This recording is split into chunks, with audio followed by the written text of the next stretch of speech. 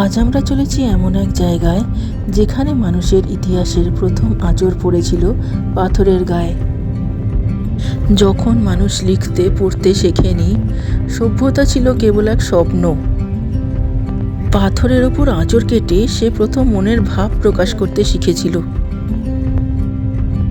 আমাদের ভারতবর্ষেই আছে এমন এক জায়গা। আমরা এখন চলেছি সেইখানেই, ভীমবেটকা রক শেল্টার্স, যেখানে পাথর কথা বলে।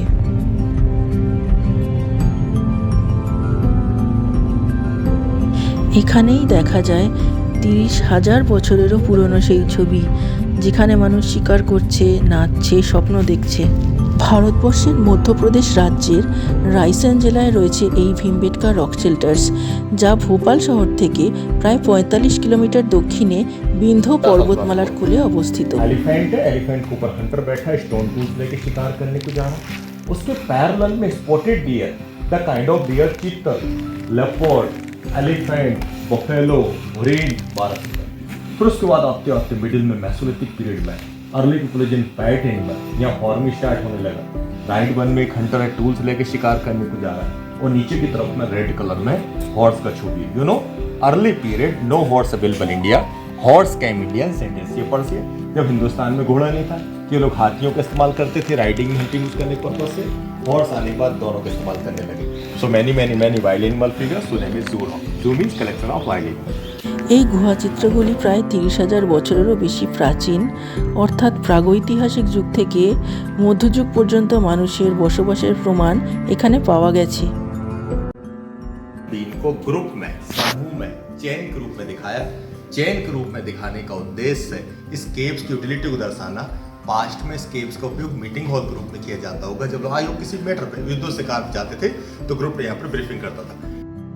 এখানে মোট 750টিরও বেশি গুহা আছে, যার মধ্যে প্রায় 500টিতে প্রাচীন আঁকা ছবি পাওয়া গেছে, যাতে দেখা গেছে মানুষ শিকার করছে, হাতি, বাইসন, বাঘ, সাপ, ঘোড়া, নাচ, উৎসব ও দৈনন্দিন জীবনের দৃশ্য।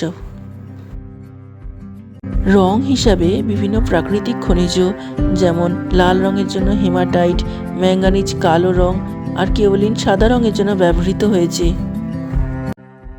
Look at the top on the ceiling. Big body animal figures. Animal body looks like a mammoth. But you know, mammoth is not available in India. Mammoth only Russia, Siberia, Ice Age में था साहब। तो ये mammoth की तरह दिखने वाले long tusk elephant जो हमारे पूर्वज टैम कर चुके थे सर।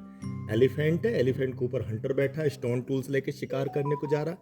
बाजू वाले एलिफेंट के ऊपर जो हंटर बैठा था उसने बुल का शिकार किया है। घायल अवस्था में बुल को नीचे दिखाया गया, हंटर्स को प्रोटेक्ट कर रहा। इनको टेस्ट करने का साइंटिफिक मेथड होता है रेडियो कार्बन डेटिंग C14। उसके आधार पर 2300 BC 4300 वर्ष पुराने पिक्चर्स हैं।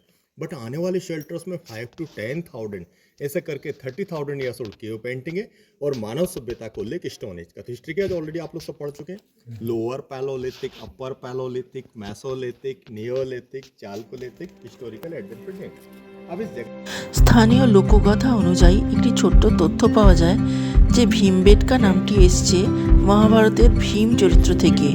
তিনি নাকি এই স্থানে এসে বিশ্রাম নিয়েছিলেন। এখনকার অনেক গুহা এখনও স্থানীয়দের কাছে পবিত্র স্থান হিসাবে গণ্য করা হয়। 2003 সালে ইউনেস্কো এটিকে ওয়ার্ল্ড হেরিটেজ সাইট হিসাবে ঘোষণা করেছে।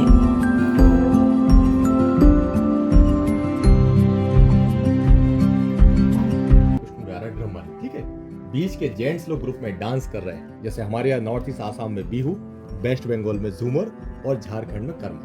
One female and male kind of couple dance complete point is solution point. Testing by scientific method by radio carbon dating. इस 700 BC 2700 वर्ष पुराने पिक्चर्स है।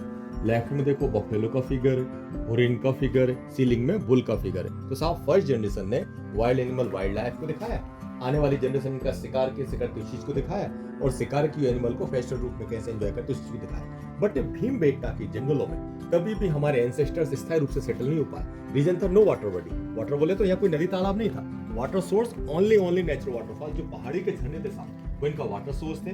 तो मुख्य रूप से रेनी सीजन विंटर तक सर्वाइव करते थे।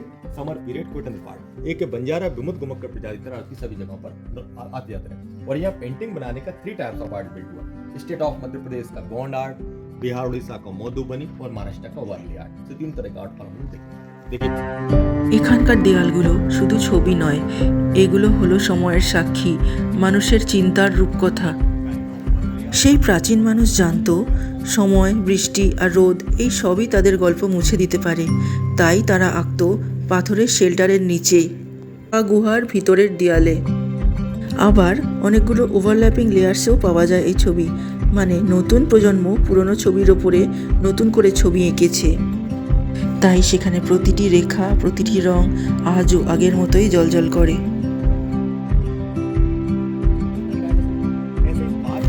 আমরা এখন দাঁড়িয়ে আছি সেই স্বপ্নের সামনে, যেখানে প্রতিটি পাথরের আঁচড়ে লুকিয়ে আছে মানুষের শুরুর গল্প।